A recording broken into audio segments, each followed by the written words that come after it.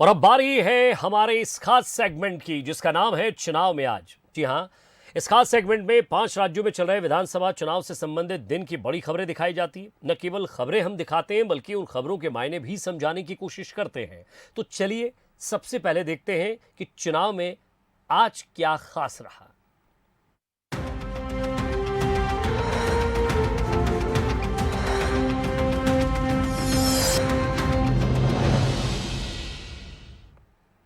तो सबसे पहले बात यह कि यूपी में विधानसभा के छठे चरण के लिए वोटिंग खत्म हो गई है। 10 जिलों की 57 विधानसभा सीटों पर मतदान संपन्न हो गया है। शाम 5 बजे तक का जो आंकड़ा सामने आ रहा है, 53.31% तक का मतदान हुआ है। अंबेडकर नगर में सबसे ज्यादा 58.66% मतदान हुआ।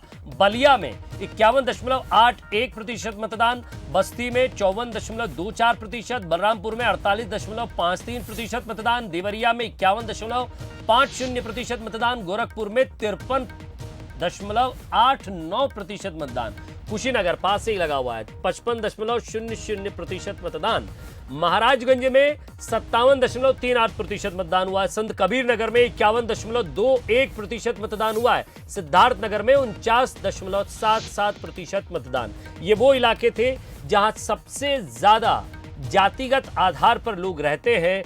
ऐसे में यहां बीजेपी का कब्जा था। खुद वर्तमान सीएम योगी आदित्यनाथ का गृह क्षेत्र, यानी या ये कह लें कि उनकी अपनी सीट भी थी। अब ऐसे में चुनौती बड़ी थी। इन चुनौतियों के बीच आज का वोट प्रतिशत क्या कहता है, इसे समझने की कोशिश करते हैं। सीधे चलते हैं हमारे विशेष संवाददाता आलोक राय के पास। आलोक, आज का मतदान क्या कहता है?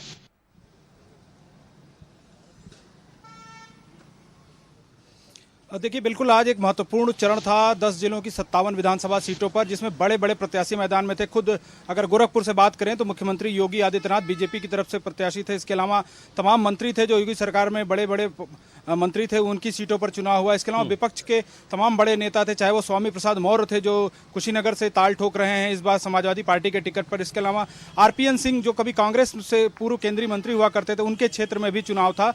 तो कुल मिलाकर लेकिन जो अभी मतदान का प्रतिशत है वो बहुत अच्छा नहीं कहा जा सकता है। हालांकि 5वें चरण में भी मतदान का प्रतिशत कम रहा, लेकिन जो छठा चरण से ये उम्मीद जताई जा रही थी कि इस बार लोग बाहर निकलेंगे, वोट देंगे, मतदान प्रतिशत बढ़ेगा, लेकिन उतना उत्साहजनक नहीं रहा जितना होना चाहिए था।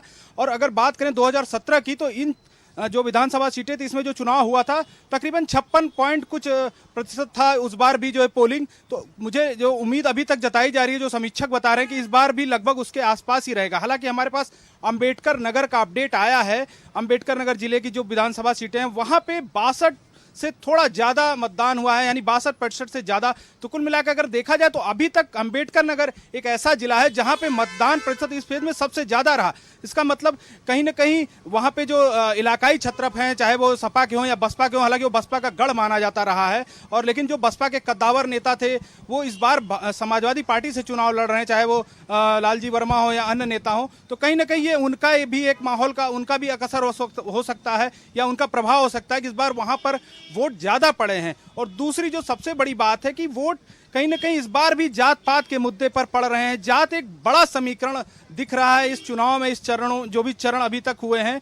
क्योंकि अगर हम देखें पूर्वांचल की ये जो 2 फेज थे, जो आज हो गया और जो अगला है, ये कहीं ना कहीं जातिगत गणित में उलझी हुई सीटें थी पूर्वांचल की, खासकर बात करें तो जात एक बड़ा मुद्दा बन के आ रहा है इन चरणों में। जी जी, जाति एक बड़ा मुद्दा बन के आ रहा है, चाहे वो हम चंद्रशेखर की बात करें या फिर स्वामी प्रसाद मौर्य के बेटे की, क्योंकि जिस तरह से गिरफ्तारी हुई, चंद्रशेखर कह रहे हैं कि हम जो है 18 से ज़्यादा जो है मंडल स्तर की गोरखपुर में हम सीटें जीत रहे हैं। अलग अलग बयान सबके आ रहे हैं शैलेंद्र जी, लेकिन इसको समझने की कोशिश करते हैं। ये वो फेज़ था, हम इस छठे फेज़ की इसलिए बात कर रहे हैं इन 57 सीटों की क्योंकि बीजेपी के पास एक बड़ा कब्जा था इस इलाके में।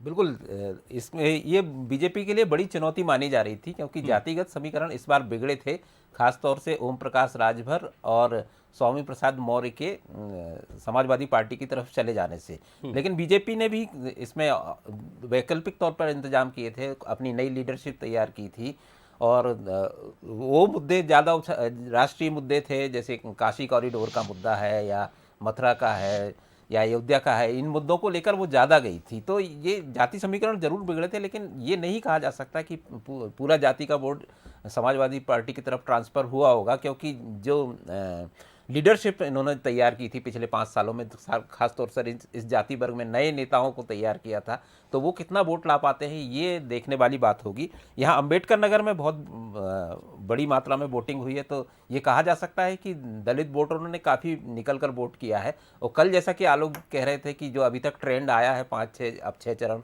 हो चुके हैं पूरे, कि ग्रामीण क्षेत्रों में ज़्यादा वोटिंग हुई है, तो इस चरण का भी निकल कर आएगा। अगर ग्रामीण क्षेत्रों में ज़्यादा वोटिंग हुई होगी तो ये कहा जा सकता है कि बीजेपी की जो बेनिफिशियरी स्कीम्स हैं उन्होंने उसके चलते ज़्यादा वोटिंग हुई है, तो ये बीजेपी के पक्ष में जाएगा। लेकिन अब 6वें चरण के बाद अगर हम 7वें चरण की बात करें विजय, तो ये काफ़ी महत्वपूर्ण होगा। 2022 का चुनाव की कहानी काशी में खत्म होगी, लेकिन काशी से ही 2024 की कहानी शुरू होगी। और ममता बनर्जी का वहाँ 2 दिन का दौरे से आप समझ सकते हैं, प्रियंका गांधी वहाँ 4 दिन रहेंगी, अखिलेश वहाँ 4 दिन हैं, खुद नरेंद्र मोदी 3 दिन तक वहाँ पर हैं। तो ये जो है काशी से अब संदेश निकलेगा। और 7वां चरण इसलिए भी महत्वपूर्ण है कि जैसे कि आप कल हम चर्चा कर रहे थे कि 6 चरणों में जो कम ज़्यादा मतलब ये जो फाइनल की तरफ हम बढ़ेंगे, इस फाइनल में भी, क्योंकि ये वो इलाका 57 में से 46 सीटों की हम बात करें तो बीजेपी के पास थी, जैसा कि मैं पहले भी दोहरा रहा था। आपके बाद मैं आलोक के पास भी जाऊंगा, इस पर रिएक्शन लूंगा। अब ये सवाल उठता है यहाँ कि आखिर आपके पास जो अगला चरण है, 7वां चरण है, वहां भी आपके साथ यही दिक्कत है, क्योंकि आप वहां भी मेजोरिटी से आपको पता ही नहीं था कि आप उतनी सीटों में चले जाएंगे। और वही मजबूती के साथ अगर बीजेपी की कोशिश रहेगी, यानी कि मतदान प्रतिशत ही ये बताएगा। फिलहाल तो हम आंकड़ों पर ही विचार कर सकते हैं, क्योंकि हमारे पास भी कोई डिटेल तो नहीं होती, लेकिन ये 6ठा और 7वां चरण एक भरपाई का हो सकता है शैलेंद्र जी। बिल्कुल भरपाई का, दोनों ही समाजवादी पार्टी हो चाहे बीजेपी है, 6वां और 7वां जिस तरह का माहौल 5 चरणों में रहा है और नेक टू नेक फाइटिंग बताई जा रही है, ज़्यादातर विश्लेषण यही आ रहे हैं कि लड़ाई बराबरी की है, इसलिए 6वां और 7वां चरण बहुत महत्वपूर्ण हो जाते हैं। और इस इलाके में जो गणित बैठे हैं इस बार, खासतौर से समाजवादी पार्टी ने बहुत तरीके से यहाँ पर समीकरण बैठाए, इसलिए बीजेपी के लिए चिंता का विषय है।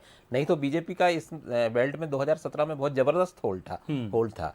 तो ये, और दूसरी बात ये है कि ये बेल्ट बदलता भी रहा है। देखिए 2012 और उसके पहले कभी 2007 बसपा का गढ़ रहा तो बसपा की सीटें उखड़ कर चली गई, कभी सपा का गढ़ रहा तो बसपा का गढ़ रहा, तो 2017 में 5 सीट थी, फिर सपा का था तो फिर सपा के पास 1 सीट थी। सवाल यही है, माफ कीजिएगा 2 सीट थी। तो अब ऐसे में मैं आलोक आपके पास आता हूं, क्या चुनौतियां दिखती है अब 7वें चरण के लिए?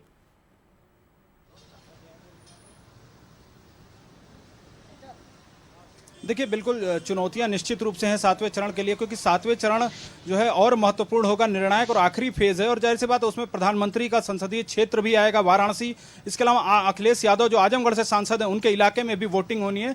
तो कहीं ना कहीं दोनों पार्टियों ने इसके लिए जबरदस्त तैयारी भी की थी, जबरदस्त प्रचार भी किया था। और खुद प्रधानमंत्री अब बनारस में हैं, इसके अलावा ममता बनर्जी, जयंत चौधरी समेत प्रियंका गांधी, तमाम यही बात शैलेंद्र जी कह रहे थे कि 3 दिन रुकेंगे वहां वाराणसी में। शैलेंद्र जी, आप जब हम शो से पहले जब आ रहे थे तो आपने कहा कि विजय इस पर बहुत फोकस करना होगा आने वाले समय में, ये 2-3 दिन, क्योंकि खुद मोदी 3 दिन वहां रहेंगे और जिस काशी के लिए वो लगातार प्रयास करते रहे हैं, अब वहां वो रुकेंगे। तो स्वाभाविक सी बात है कि ये 7वां चरण, मैं फिर एक बार आपसे ही कहूंगा कि ये 7वां चरण जो है, इसमें जनता के जितने चरण पूजे जाएं उतने कम पड़ेंगे सभी पार्टियों के लिए। बिल्कुल, यहाँ से देखिए सिर्फ ये उत्तर प्रदेश चुनाव से संबंध नहीं है इस इलाके का, इससे एक राष्ट्रीय फलक पर भी एक संदेश जाता है। मैं फिर बोलूँगा कि ममता बनर्जी क्यों है काशी में अखिलेश के साथ, और ये उत्तर प्रदेश के चुनाव के साथ साथ एक जो गैर राष्ट्रीय स्तर पर जो गैर कांग्रेसी गठबंधन है उसकी भी कहीं ना कहीं भूमिका बनने लगी है। ममता बनर्जी का इस तरह से इंटरेस्ट लेना, हालांकि वो ज़्यादा दूसरे राज्यों में जाती नहीं है, लेकिन अखिलेश के लिए वो आई हैं। और आज देश में सबसे बड़ा चेहरा ममता बनर्जी है, खासतौर से मोदी के खिलाफ, तो ये एक संदेश ये भी जाएगा। तो उत्तर प्रदेश का पूरा जो चुनाव है, खासतौर से काशी बेल्ट का, वो सिर्फ उसे उत्तर प्रदेश में बांध के नहीं देखा जाना चाहिए। यहाँ से जो नतीजे निकलेंगे वो 2024 तक जाएंगे। जी, ये समझा जाए कि ये इलाका खुद मोदी लीड करेंगे, क्योंकि वहाँ की जनता बड़ा प्रेम करती है, ऐसा दिखता है। बिल्कुल लीड कर रहे हैं, और ब्रांड मोदी की परीक्षा है, बीजेपी की तो है परीक्षा है, ब्रांड मोदी की परीक्षा है काशी। आप अपनी बात कंप्लीट कर लीजिए। हाँ, ब्रांड मोदी की भी परीक्षा है, और इसलिए बीजेपी इतनी ताकत लगा रही है क्योंकि उसको लक्ष्य 2024 भी है। लेकिन देखिए अभी तो फिलहाल जो है उत्तर प्रदेश में काफ़ी नेक टू नेक फाइट जो दिखाई जा रही है उस पर पूरी नज़र है, और मेरे ख्याल से बीजेपी यहाँ बिल्कुल कोई भी ऐसा मौका या ऐसी कोई चीज छोड़ना नहीं चाहती कि यहाँ पे अगर चलिए नतीजे इस पर हमारी नजर रहेगी। आलोक, आपसे फिर जुड़ेंगे और कोशिश करेंगे कि जब जो फाइनल मेजरमेंट आ जाए उस पर हम चर्चा करें। रात 9 बजे सब शायद हम लोग चर्चा कर सकते हैं कि आखिर लास्ट मैनेजमेंट क्या रहा, कितना जो है वो वोट प्रतिशत आया, उस पर हम चर्चा करेंगे। बहुत बहुत शुक्रिया आप दोनों का हमारे साथ जुड़ने के लिए और बातचीत के लिए। तो चुनाव में आज था छठे चरण की वोटिंग पर मंथन। फिलहाल इतना ही, नमस्कार।